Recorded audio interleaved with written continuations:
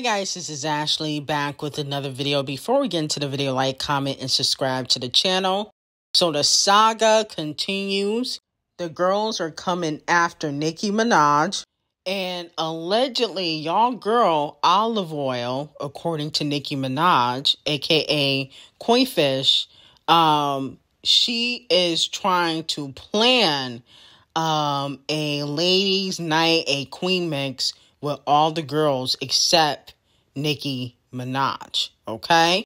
Now, if you guys saw the drama that happened yesterday, Cardi B kind of, took aim at Nicki Minaj yet again. She said, every time I get my flowers, they get nauseous. Well, prepare to be sick of me. Now, this low-key sounds like a bar, in my opinion.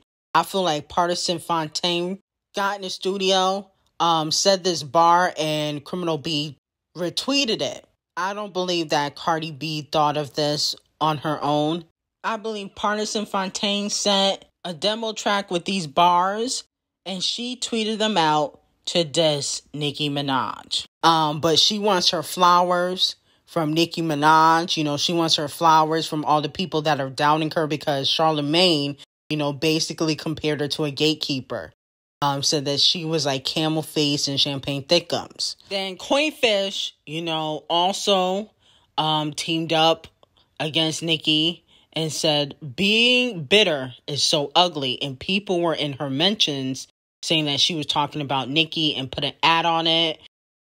People are saying, get Nicki the grandma. That's what they were saying, underneath this tweet. Okay. Then somebody said, being bitter means that you're hurt. It's not really an ugly trait. And she says yes and go heal. Okay. And then she takes aim at the Barbs and she said, y'all little hating ass B words like little nasty gnats flying around me. Get out my mentions and get off my body. Now, 2 weeks ago, Olive Oil had Nicki and several other, female rappers and reciters on her outfit. She had advocated that she wants, to do a ladies' night with all the girls. But allegedly, now Olive Oil is thinking about doing it with Cardi, the Megs, possibly Scratch Off, even though I don't really think she likes Scratch Off, but she would just use her to go against Nicki and leave Nicki out of that ladies' night. So let me know how you guys feel about that. And it seems as though a lot of people are going against Nicki now that she has announced her album. I think that album rollout kind of triggered people to kind of go against her because they see that she coming. And she kind of been dominating all 2023. It feels like some people might be a little bit threatened. And even Elliot Wilson, who is the guy from Rap Raider, he said that Camel Face was the greatest male rapper. Champagne Thickums was the best male rapper. Nicki Minaj is the greatest female rapper, but Cardi B is the best female rapper. I'm like, how can you put Cardi B next to Nicki Minaj and Camel Face and Champagne Thickums? But they're trying to gaslight Nicki Minaj. They want her to go on a full rant. That's what they want. So people can call her bitter and the angry black woman even more. Okay, for her expressing her feelings. If I was Nicki, I would just ignore Cardi B. Don't call her a tooth, nothing. Ignore Cardi B because it looked like they're going to be coming after Nicki. This rollout for Pink Friday 2, they definitely are plotting against her. Now, moving on to Doja Cat. Allegedly, Doja Cat team might scrap her album, okay, which is allegedly ready to go because she will be going on tour. So her album is ready, but allegedly Doja Cat's team don't think that the people are going to like the sound, which means that it can have a lot of songs or, a good amount of songs that sound like Attention, okay? And as we know, Attention kind of flopped. But I think that Doja Cat should just put out a double album. That way, She put out, the music that she wants and then the music for her fans.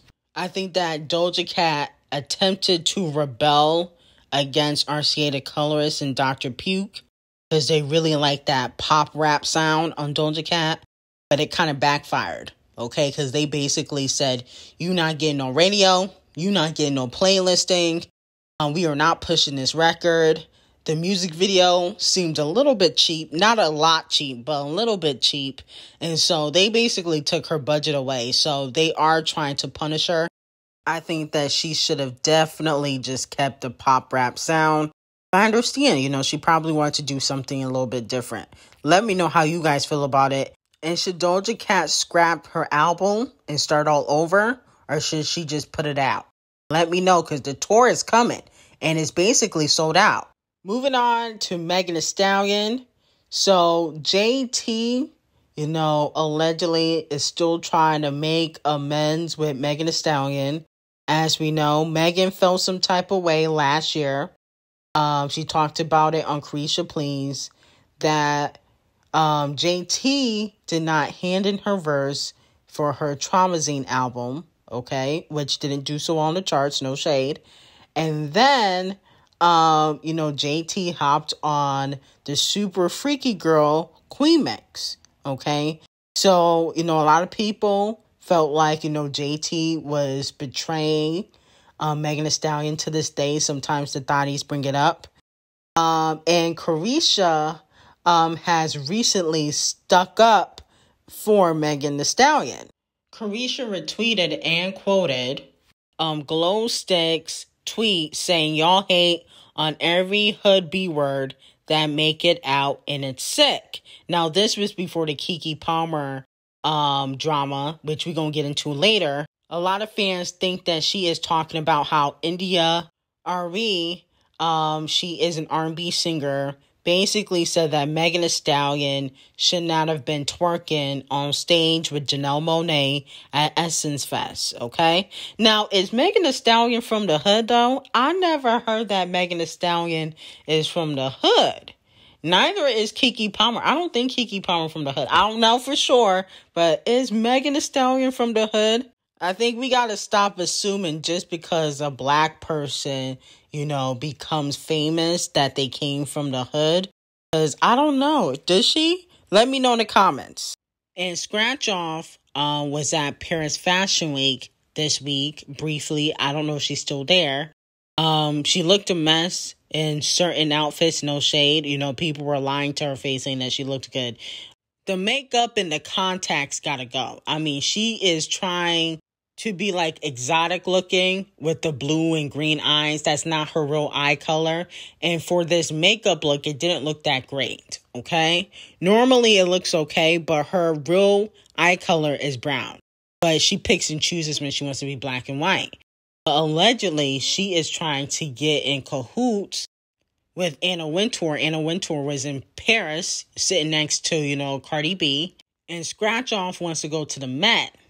Okay, because Ice Spice got an invitation to the Met and Carisha was Diddy's +1 to the Met. So that's why she went to Paris Fashion Week.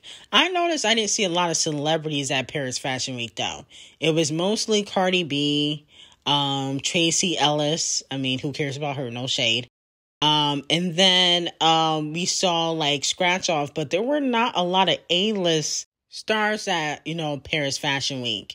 More people came to the Louis Vuitton event because Pharrell was the creative director. He had all the stars there, but nobody came out this week. That was very interesting.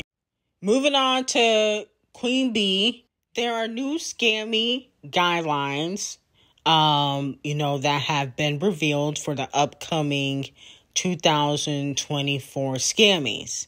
So one of the rules is that voters cannot accept money in exchange for votes or access to other members' info.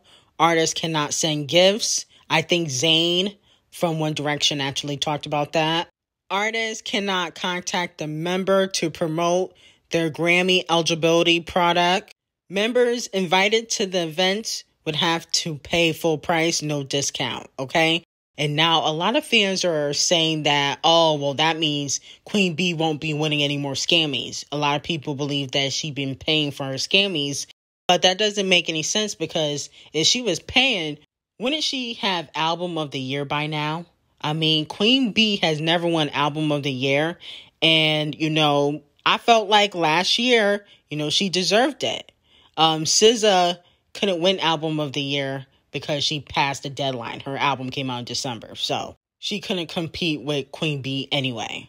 So let me know how you guys feel about the new scamming rules. Do you feel like it will affect Queen B? So Keke Palmer's baby daddy, Darius, was not happy that she was at the Usher concert and her butt was out, okay? But she looked good. And, she was all up on Usher, hugging him, dancing on him. And Darius tweeted, "It's the outfit though. You a mom." Then he deleted that tweet. And then he also tweeted, "We live in a generation where a man of the family doesn't want the wife and the mother to his kids to showcase booty cheeks to please others.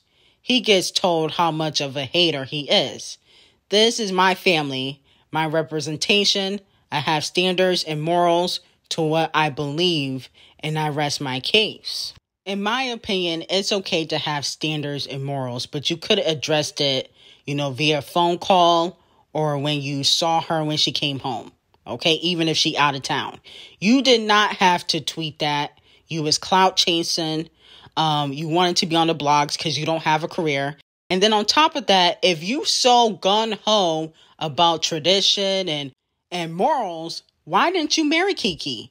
You was knocking boots, dotting and bopping, raw dogging. Keke got her pregnant without no ring. What happened to the morals of, having marriage before kids? People forget about that, tradition when it comes to women, but they want women to cover themselves. Make it make sense. You are not her father and you are not her husband. You a baby daddy. She makes more money than you. You need to pipe down. Now, people are pulling up his old tweets that seem suspect, but Keke seems unbothered because she can always find another broke man to take care of. But anyway, make sure you guys subscribe to my podcast channel. Link will be in description. And also some new tea on Patreon. Link will be in description. Have a great day.